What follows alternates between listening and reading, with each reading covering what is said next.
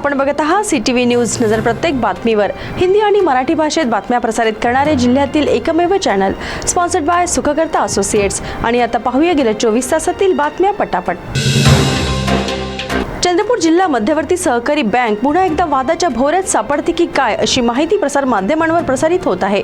नोकरी भरतीचा वाद अजूनही शमला नसून यातील धक्कादायक वास्तव समोर आले तर नेमके कोण कोण यात अडकणार, याकडे सर्वांचे लक्ष लागले आहे. मंगळवारी रात्री मुलानेच वडिलांची चाकूने भोसकून हत्या केल्याने वरोरा शहरात एकच खळबळ उडाली.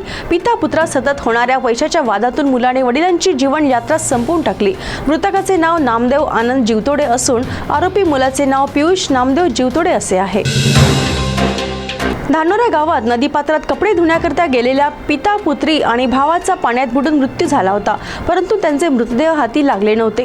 रात्र झाल्याने शोधकार्याची मोहीम थांबविण्यात आली होती. आज सकाळी शोध मोहीम सुरू केल्यानंतर तिघांचे मृतदेह हाती लागले. चंद्रपूर महानगरपालिकेतील अधिकारी व कर्मचाऱ्यांनी संगनमत करून एका नागरिकाची जमीन हडपल्याचा गंभीर आरोप करण्यात आल्याने एकच खळबळ उडाली आहे.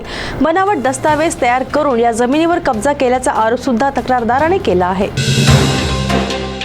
सिरोंचा तालुका म्हणजे मूलभूत सुविधांची मारामार. पाणी प्रश्न असो, विजेचा प्रश्न असो किंवा आरोग्य व्यवस्थेचा प्रश्न असो, येथील नागरिकांना तोंड दाबून भुक्क्यांचा मार सहन करावा लागत आहे. टेकडाटाला येथील एकमेव रुग्णवाहिका रस्त्यातच बंद पडली. महत्त्वाचे म्हणजे ती अशी नादुरुस्त झाली की तिला रस्त्यातच आजूबाजूला झुडपे लावून उभी ठेवावी लागली. शासनाने शेतकरी वर्गाकरिता मोठा गाजावाजा करत सोलर योजना आणली आणि त्यांची वीज जोडणी सुद्धा बंद केली. अनेक शेतकऱ्यांनी सोलर करिता मागितलेली रक्कम भरली, परंतु आता मात्र त्यांच्या शेतात वीजही नाही आणि सोलरही नाही अशी स्थिती निर्माण झाली आहे. महावितरण आणि सोलर कंपनी दोघेही शेतकऱ्यांचा अंत पाहत आहे आणि प्रशासन ढिम्म अवस्थेत आहे. छत्रपती राजे शिवाजी महाराज यांच्याबद्दल गरळ ओकणाऱ्या धीरेंद्र शास्त्री विरोधात नागपूर येथे आंदोलन करण्यात आले. असंख्य शिवप्रेमींनी धीरेंद्र शास्त्रींच्या प्रतिमेला काळे फासून आणि चपला जोडे मारून निषेध व्यक्त केला.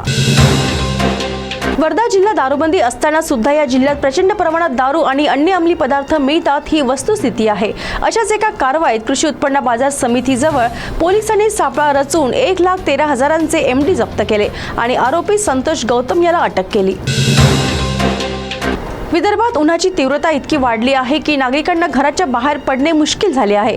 त्यासोबतच उन्हाचा तडाखा वीज वितरण विभागाला सुद्धा बसला असून ट्रान्सफॉर्मर समोर कूलर लावण्याची वेळ आली आहे. ट्रान्सफॉर्मरमध्ये वापरले जाणारे ऑइल ही गरमी सहन करू शकत नाही, त्यामुळे आगीच्या घटना घडू शकतात. याकरिता खबरदारीचा उपाय म्हणून कूलर लावला जात आहे. तर या होत्या आजच्या पटापट बातम्या. लवकरच भेटूया पुन्हा काही नव्या बातम्यांसह. तोपर्यंत अशाच बातम्यांचे अपडेट पाहण्यासाठी बघत रहा CTV न्यूज. नजर प्रत्येक बातमीवर. नमस्कार.